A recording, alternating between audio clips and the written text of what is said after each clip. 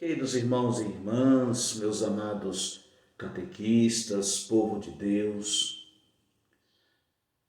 mais um encontro para a gente continuar a nossa reflexão sobre a iniciação à vida cristã com o método de inspiração catecumenal.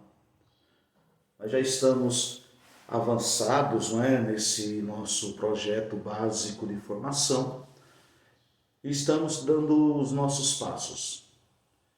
Quero dizer, antes de tudo, que o mais importante é que quando você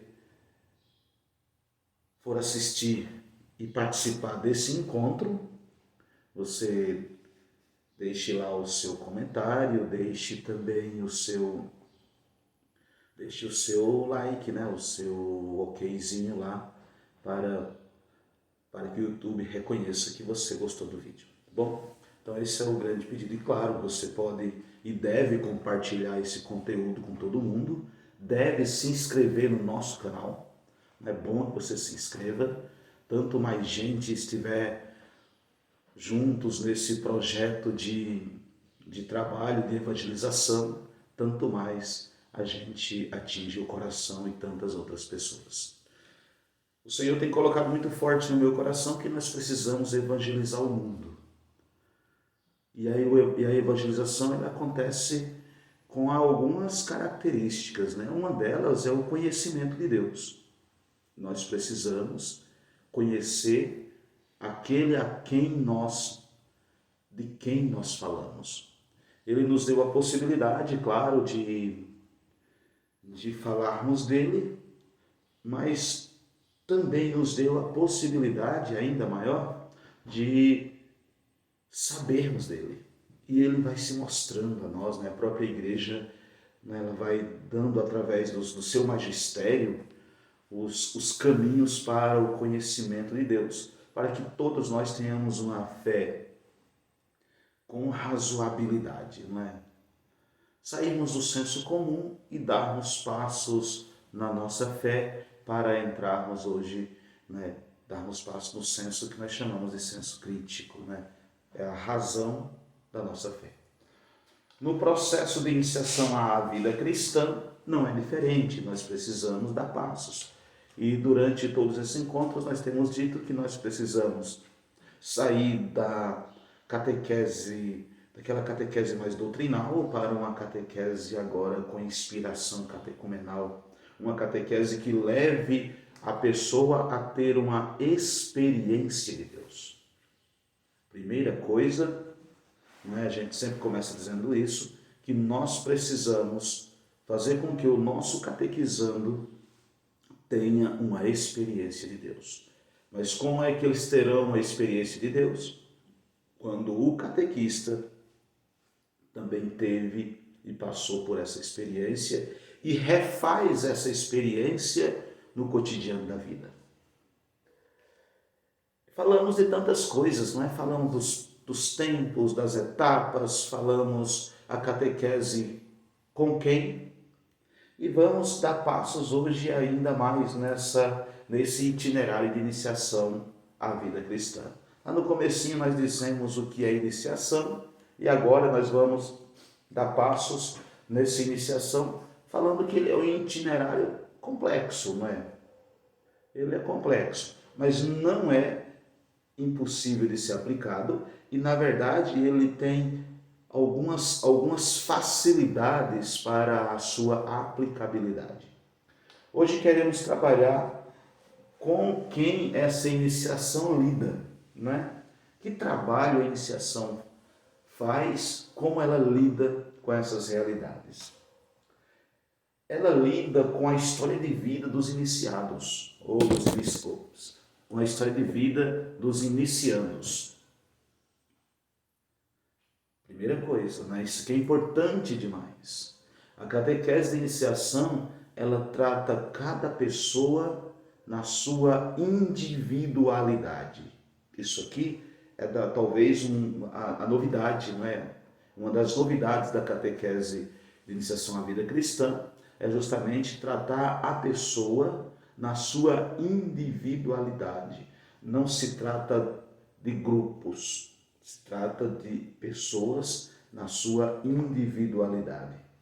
Um outro aspecto importante na catequese, e aqui catequese de iniciação, é o trabalho com as Sagradas Escrituras, não é? Com a Bíblia. Não é?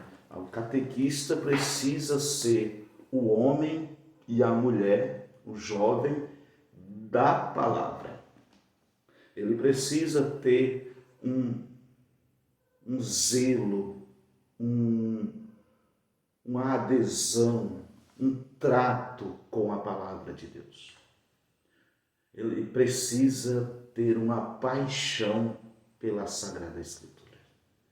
Por isso, o catequista precisa ser o homem que lê e reza com a Sagrada Escritura. Daí a leitura orante cotidiana do catequista. Ele precisa trabalhar com a liturgia. Liturgia e catequese são as duas asas de um mesmo pássaro, né? Para parafrasear João Paulo II. Duas asas de uma mesma águia. Liturgia e catequese. Não dá para separar as duas realidades. Então, a liturgia celebra aquilo que a catequese realiza em ato, né? Um outro aspecto importante da catequese, no seu trabalho de iniciação cristã, é a vida da comunidade. Veja, há uma diferença aqui entre vida em comunidade, que precisa existir, e uma vida da comunidade.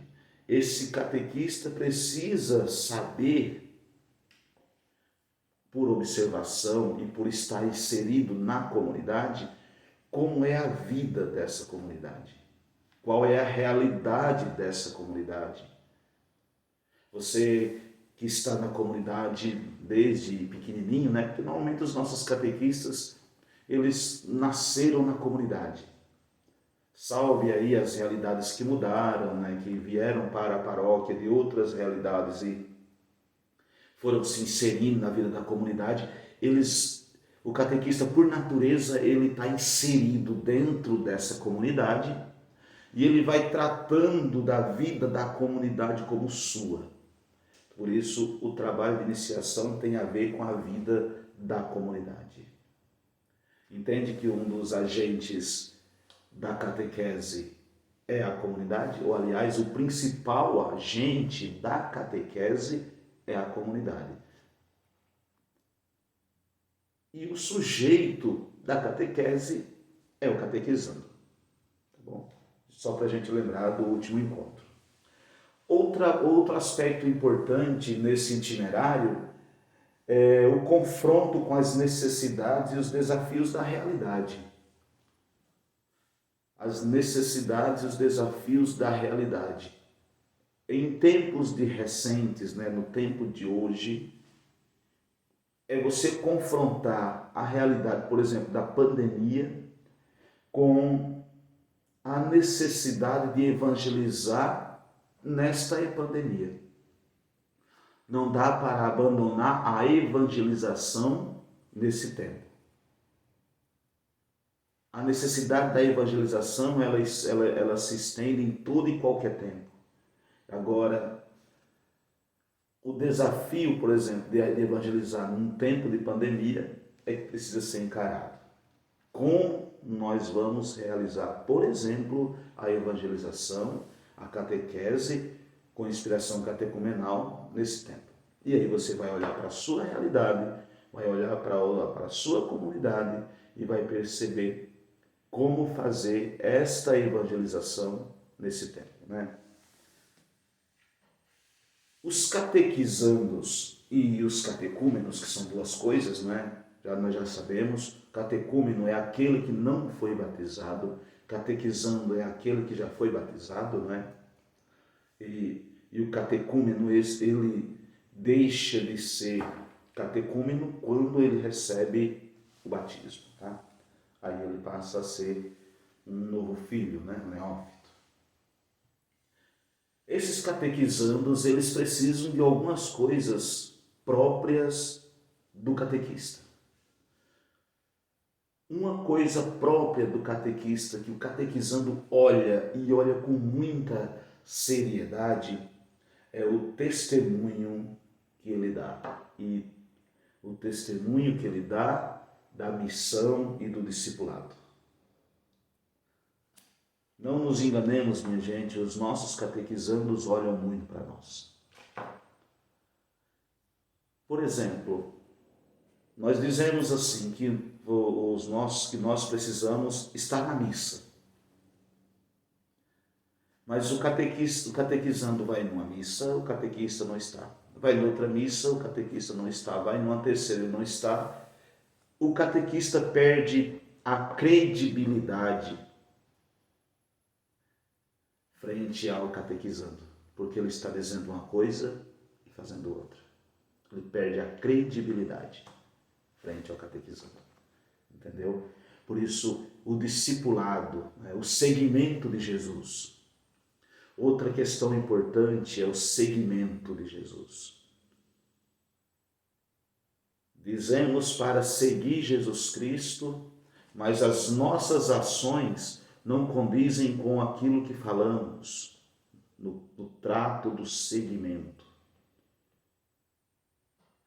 Isso aqui é importante. Falamos que temos de anunciar, mas nós não anunciamos. Então isso aqui é importante, olha lá, o testemunho de discípulos missionários. Então essas 3 palavras são extremamente importantes e que colocam o catequizando olhando para nós. E não são raras as vezes que ele nos coloca em xeque. O senhor e a senhora estão dizendo isso, mas não está fazendo. Depois, os catequizandos, eles precisam de um acompanhamento dos introdutores ou dos amigos, dos companheiros, dos próprios catequistas, dos ministros ordenados, ou seja, a comunidade precisa acompanhar este catequizando e este catecúmeno. No primeiro momento, a figura do introdutor, e depois isso vai se alargando com todos os agentes da vida comunitária. Por isso, a comunidade é um agente da catequese. Importante isso. Também ele precisa ver que há entre nós, comunidade, comunhão, fraternidade. Falamos de unidade nos encontros, mas nós catequistas não vivemos a unidade. De repente há catequistas que não se conversam, há catequista que passa e nem cumprimenta, são realidades que estão dadas, estão aí nas comunidades. E os nossos catequizandos olham para isso, e isso faz com que ele perca em nós a credibilidade. Não é? Então a fraternidade precisa ser vivida na comunidade, primeiro por nós catequistas. Depois isso é testemunhado, reverberado na vida dos catequizandos. Entende? E os catequizandos precisam também dos pastores da igreja. Nós, padres, precisamos estarmos próximos dos nossos catequizandos e dos nossos catequistas. A gente precisa ser uma figura presente na vida deles. Eles precisam olhar para nós, padres e bispos, né? E para os bispos, e verem neles alguém em quem eles podem contar como figura presente na vida deles. Por isso, o catequizando necessita dos pastores da igreja, necessita da fraternidade, necessita do acompanhamento e necessita do testemunho. Olha o que é importante. Veja o papel, a missão e a dimensão do todo humano para ajudar o outro humano. Esse humano todo humano gosta de uma figura presente na vida dele. Isso aqui é importante para nós. Então, os pastores da igreja precisam olhar para isso com muita delicadeza. E quais são os ministérios e funções da iniciação? Isso precisa ser muito bem definido, né? Muito bem olhado, com bastante tranquilidade. Precisa. Não é? E precisa ser conhecido em cada situação, e é importante. Vamos dar uma olhada nisso aqui. Os sujeitos da iniciação, eles são importantes, não é? Vamos olhar, a família é um sujeito importante da iniciação. Quais são essas figuras? E vamos olhar uma por uma, não é? É importante a gente olhar isso aqui na questão dos ministérios, né, e as funções. Vamos olhar cada um. O Ministério dos Introdutores, nós chamamos, né? O Ministério dos Introdutores. Qual é a função dessa pessoa, desse introdutor? O que é esse introdutor? É uma tarefa específica e indispensável. Ele faz parte do primeiro anúncio. Quem anuncia o querigma é o introdutor. Aquela primeira etapa, no primeiro tempo da evangelização, quem faz esse anúncio querigmático é o introdutor. Quem é esse introdutor? Esse introdutor é alguém da comunidade, da pastoral da família, por exemplo, não é? Ou de outra pastoral, ou de um grupo específico. Esta pessoa vai acompanhar o candidato, não é? Que nós chamamos de simpatizante, vai acompanhar este simpatizante, que não é catequizando ainda, é um simpatizante, e ele vai acompanhar e fazer o anúncio querigmático para ele. Essa é a figura do introdutor. Quem é essa pessoa? Pode ser um ministro da Sagrada Comunhão, pode ser um agente da pastoral familiar, e vai acompanhar esta pessoa para fazer o anúncio querigmático para o simpatizante. Uma outra função importante são dos padrinhos e das madrinhas. Sai aquela coisa de eu chamar para padrinho e madrinha, a figura que vai me dar um presente, não é? Não. Tem que superar os critérios de amizade e compadrio, né? De chamar de compadre. E precisa conhecer o candidato e testemunhar sobre ele. Esse padrinho e madrinha, ele tem uma missão muito importante, que é de acompanhar a pessoa, de aconselhar, de estar presente. Uma dificuldade muito grande, né, na questão dos padrinhos é que às vezes os nossos crismandos, por exemplo, ou os nossos catecúmenos, que são os adultos que vão receber o sacramento, ele procura o padrinho, a palavra é bem essa mesmo, né? Procura, uma semana antes da celebração, da celebração do crisma ou do batismo. Não é para ser assim. Você precisa já ir olhando aquela pessoa que vai poder te acompanhar, que vai poder estar presente na sua vida durante todo o processo e durante toda a vida. Presta atenção, durante todo o processo e durante toda a vida.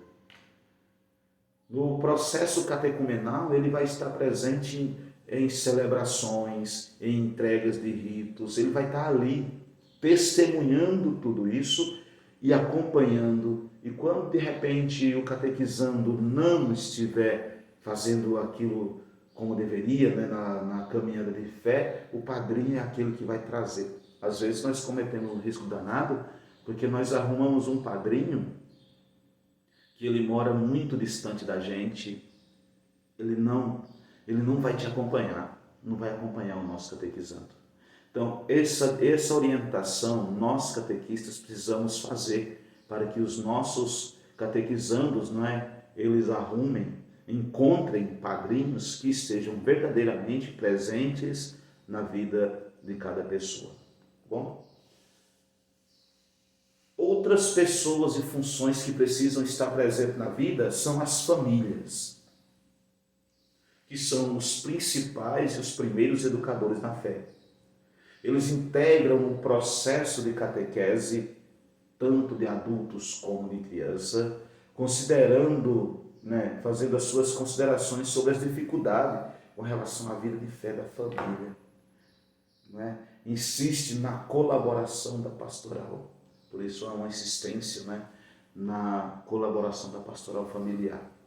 Então, precisa, olha que legal, além de acompanhar o catequizando, por isso que tem de haver essa pastoral de conjunto, porque é o conjunto da pastoral que vai acompanhar as famílias, e aqui nós temos algumas coisas, não é, importantes.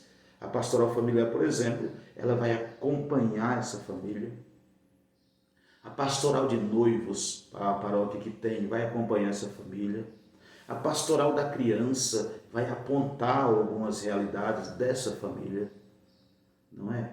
Então, é um conjunto harmonioso para fazer uma evangelização inequívoca, uma evangelização de fácil acesso, né? Depois, os catequistas. Olha que legal. Os catequistas são esses irmãos abnegados que têm a sua ação sobretudo no segundo tempo, né? Veja, o primeiro tempo é o tempo que os introdutores vão fazer, que é o anúncio querigmático, né? Nesse anúncio querigmático, o simpatizante, não é? Ele é acompanhado pelos introdutores. No segundo tempo, agora não mais simpatizantes e se torna candidato, esse candidato agora é acompanhado pelo catequista. Esse é o jeito, né? O jeito mais sublime. Ele será acompanhado pelo catequista. E nesse segundo tempo, o catequista vai aprofundar o conhecimento da fé. Porque se no primeiro tempo, lá no primeiro tempo, o anúncio querigmático é esse encontro com Jesus Cristo, proporcionar esse encontro com Jesus Cristo. Agora que essa pessoa teve um encontro com Jesus Cristo, agora é a hora de saber dele. Então nós vamos ensinar sobre Jesus Cristo e sua doutrina e sua igreja. Por isso esse tempo longo da catequese, acompanhado pelo catequista, e esse catequista ele vai aprofundar sobre o conhecimento de Jesus, da sua igreja, da fé, entendeu? E é interessante que esses catequistas sejam apresentados, né, à comunidade, não é, com todas as orientações. E por isso tem que ser um método catecumenal. Esse método catecumenal, minha gente, é excelente, é fabuloso. Ele vai dando para nós um jeito apaixonante e apaixonado para o nosso catequizando. Veja, no primeiro momento é aquele encontro com Jesus, no segundo é o aprofundamento do conhecimento de Jesus. Por isso, na catequese, a gente não forma, olha que legal, a gente não forma pedagogo, mas sim mistagogo. Você, catequista, preste atenção, não é apenas um pedagogo, né, que ensina. Pedagogia, né, é o método próprio de ensinar. Não, você é um mistagogo, que é diferente, que é mais do que ensinar, é levar alguém a fazer uma experiência. Pedagogia ensina, mistagogia leva para a experiência. Olha que legal. E o catequista, por natureza, ele é as duas coisas. Ele é o que ensina e o que leva à profundidade. Você, catequista, e eu, catequista, temos que fazer ser assim. Alguém que ensina e alguém que leva à profundidade. Olha que beleza. Isso aqui é importante. Por isso, nesse encontro de hoje, nós ficamos por aqui. Sabendo de tudo isso, agora o próximo encontro, já fica a dica, nós vamos pensar quais as características para ser um bom catequista. Pedagogo, que deve ser mistagogo. Duas palavras tão não usual do nosso cotidiano, mas nós precisamos, desmistificar essas duas palavras e no próximo encontro nós vamos desmistificar elas, tá bom? O catequista é em si, já vou adiantando, ele é em si pedagogo e mistagogo ao mesmo tempo. Fiquem todos com Deus. Terminado, você curte lá, compartilha com todo mundo, se inscreve no nosso canal e vamos evangelizar o mundo. Vamos nos aprofundar no nosso conhecimento de Deus, vamos dar razões para a nossa fé, para o que cremos e vamos dizer ao mundo: o Senhor é o nosso verdadeiro